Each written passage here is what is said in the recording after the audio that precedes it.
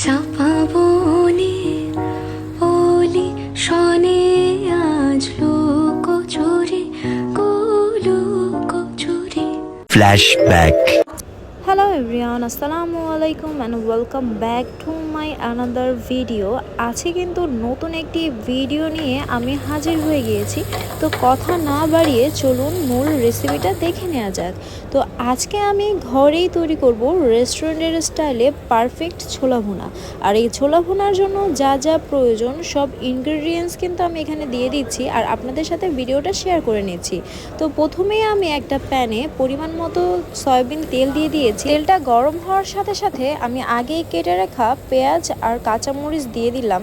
আর পেঁয়াজ কাঁচামরিচ দেওয়ার পরে পেঁয়াজটা যখন হালকা ভাজা ভাজা হয়ে যাবে দেন আমি এটার ভিতর মিক্স করে নিয়েছি আদা রসুন বাটা, ধনিয়ার গুঁড়া, হলুদ গুঁড়া, মরিচ গুঁড়া অ্যান্ড স্বাদমতো লবণ দেওয়ার পরে মশলাটা আমি সামান্য কষিয়ে কিন্তু আগে থেকে সেদ্ধ করে রাখা ছোলাটা এটার ভিতর দিয়ে দিয়েছি।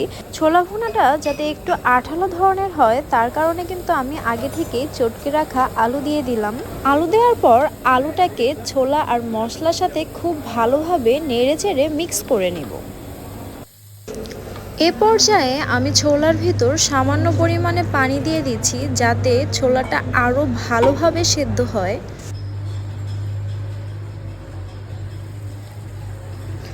আপনারা কিন্তু দেখতেই পাচ্ছেন কত সুন্দর একটা কালার চলে এসেছে কিন্তু আজকের ছোলা ভুনায়। আপনারা কিন্তু ঝাল আপনাদের স্বাদ মতন দিয়ে থাকবেন। যদি যারা বেশি ঝাল খায় তারা কিন্তু চাইলে এখানে কিছুটা শুকনা মরিচও ব্যবহার করতে পারেন। তো আমি রান্নাবান্নার শেষে সামান্য ধনিয়ার পাতা এটার উপর দিয়ে দিচ্ছি যাতে করে স্বাদটা আরও বহুগুণে বেড়ে যায়। আজকের ছোলা ভুনা কিন্তু রান্নাবান্না একদম শেষের দিকে। আপনারা দেখতেই পাচ্ছেন কত সুন্দর সফটভাবে কিন্তু আজকের ছোলাটা হয়ে গেছে। তো এখন আমি ছোলাটাকে একটা বাটিতে উঠিয়ে নিচ্ছি। ইফতারের জন্য পারফেক্ট ছোলা ভুনা কিন্তু খুব সহজেই আপনারা ঘরে বসেই তৈরি করে ফেলতে পারেন বাড়তি কোনো ঝামেলা ছাড়াই। আর এই ছোলা ভুনা কিন্তু বাহিরের ছোলা ভুনার থেকে কোনো অংশেই কম না, বরঞ্চ বাহিরের ছোলার থেকে এটা আরও বেশি স্বাদ হবে। দেখেন কতটা ইয়াম্মি হয়েছে আজকের ছোলা ভুনা। এই ছোলা কিন্তু আপনারা চাইলে এমনিতেও খেতে পারেন, মুড়ির সাথেও মেখেও খেতে পারেন, নানাভাবে খেতে পারেন।